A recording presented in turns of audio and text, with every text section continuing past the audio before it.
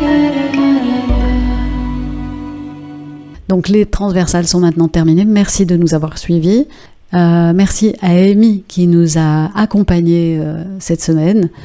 Et je vous dis à la semaine prochaine. Merci.